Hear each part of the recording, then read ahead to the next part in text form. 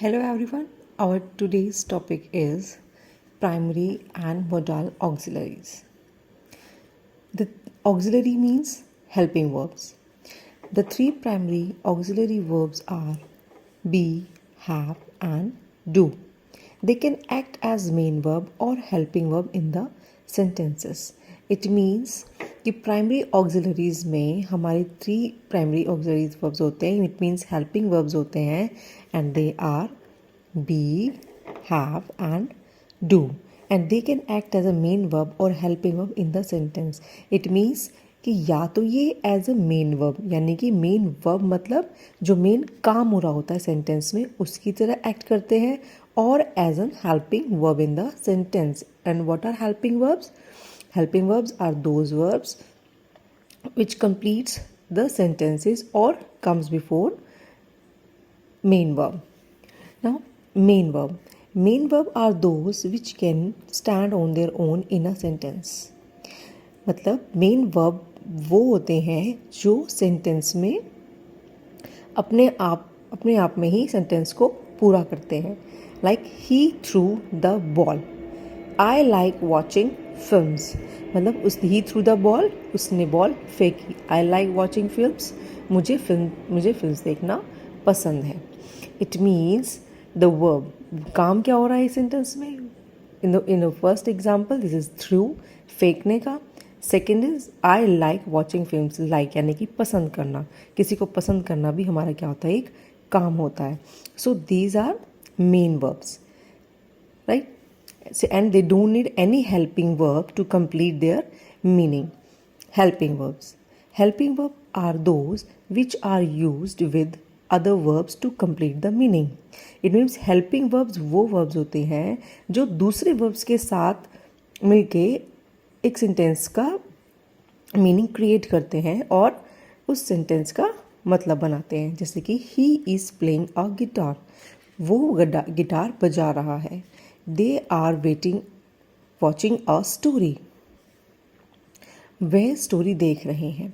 So here helping verb is and are and they come before main verb. Main verb मतलब जो main काम हो रहा था वो playing and watching. It means playing क्या है? हमारा मेन काम इधर मेन वर्ब है and is a helping verb who completes the sentence और make a sense. Then in a primary auxiliaries, जैसे कि हमने पहले पढ़ा था, there are three primary auxiliaries. Verbs are be, have and do. So in the be verb it includes is, am, are, was and were. And in do verb they form do, does and did.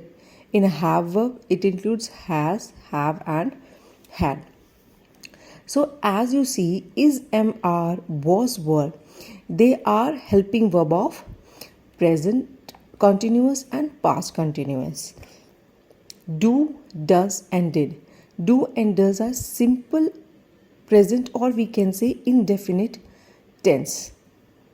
And in did is used in simple past or past indefinite tense. Have verb. Have verb includes has, have and had. It means has and have. Has have किस में आते हैं हमारे? In a present perfect tense and had in past perfect tense. Then पहले हमने primary auxiliaries verbs होता है and auxiliary means helping verbs. Then modal auxiliaries. Modal auxiliaries includes can, could, shall, should, will, would, may, might, must, and there are semi-modals also like need, dare, used to, ought to. Could is a past form of can, which shows the ability, possibility, suggestion or give permission.